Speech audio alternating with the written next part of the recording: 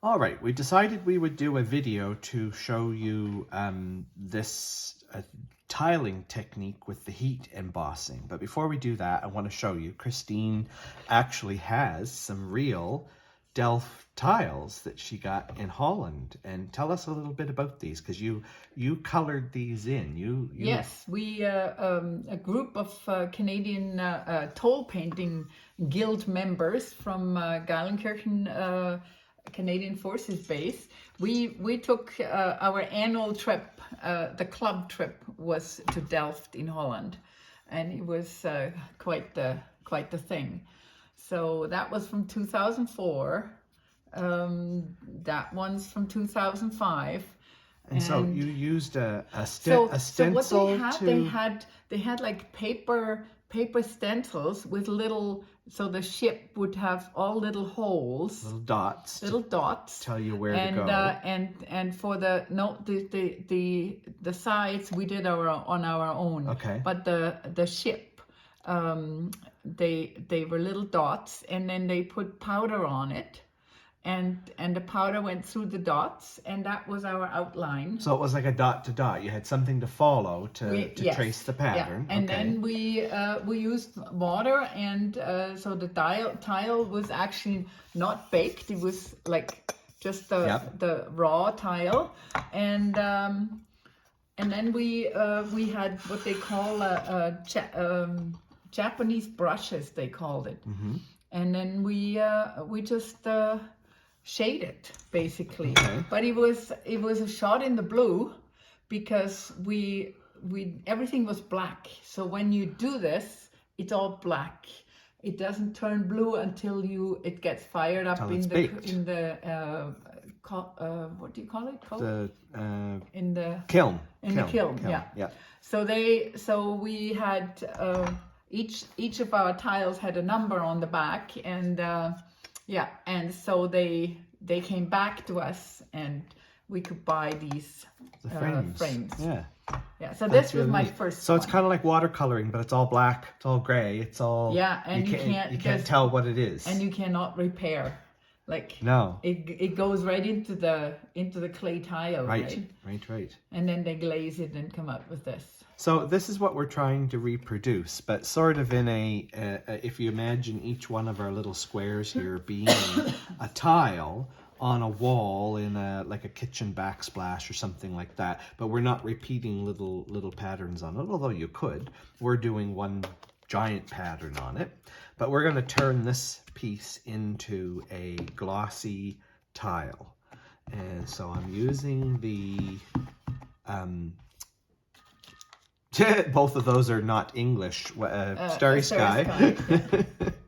The Starry Sky ink, because we think the Starry Sky ink might be a little bit closer to the true Delft color. Now it's dark there right now. It's going to lighten up as it dries. So I've already done my scoring into my paper, and I'm just going to do this to dry it a little bit, because in the next step I don't want to pick up any ink off of it. Don't. It's good. It's painful when you do that. So now I'm going to take a Versamark pad, and I'm just going to and we're going to cover the whole thing. But before I do that all over the foam mat, I'm actually just going to bring in a silicone sheet. Do you want the... And then just going to wet the whole thing.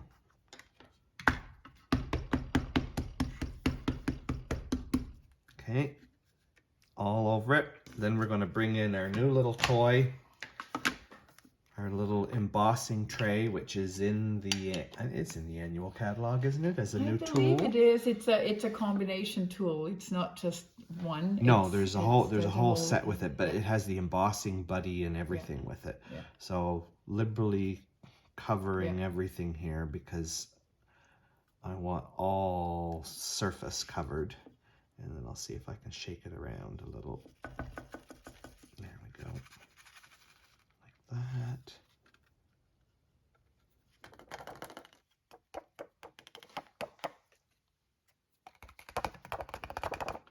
There we go. And that will make it cloudy and dusty. And then we've got this lovely little contraption here, which is a wooden cutting board from IKEA with a big clip on it, and that will hold it down for me so I don't burn my fingers and it doesn't get away. And we're going to heat the whole thing with the heat tool. Let it get warm. And if you're new to heat embossing, this is kind of neat to watch, because you'll see as the powder sets, all of a sudden it'll go shiny.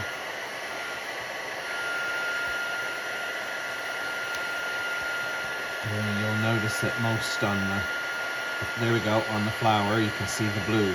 There we go.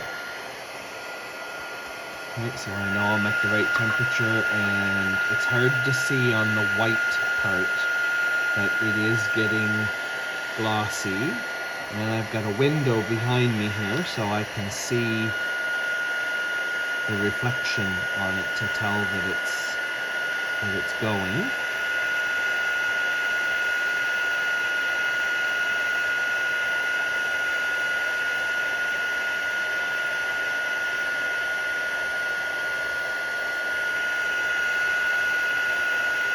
You hold down there, and I'm going to let the clip to get under the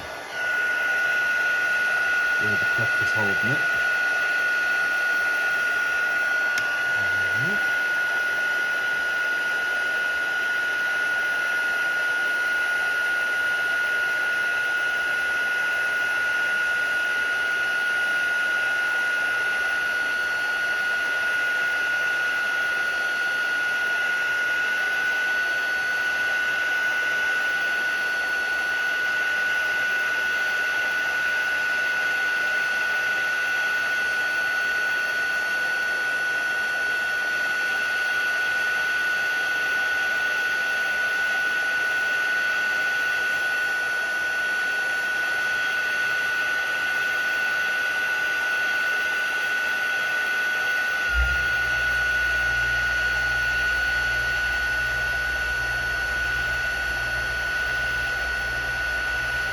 Takes a little while because you're doing such a big area.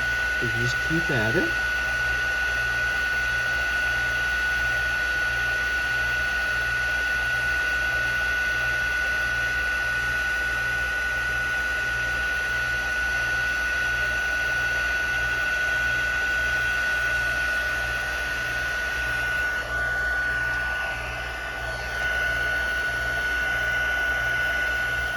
Slanting it into the light so I can see if I missed any spots. I can see a couple of little spots where it's not shiny. There we go. And this corner.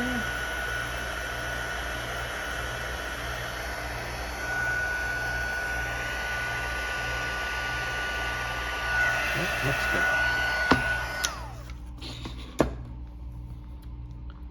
And if it goes too curved, you can always do a little heating on the back, and that'll take the curve out of it. Uncurve it here.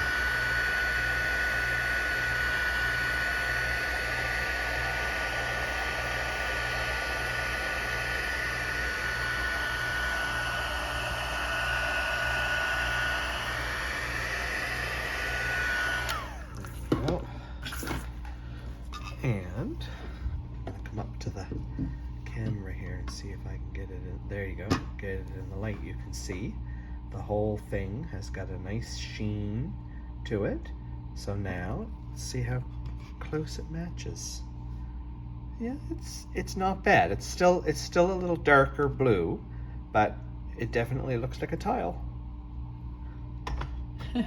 So that's something fun you can do with it, and then your image is nice and glossy and permanent. There we are. Hope you enjoyed that.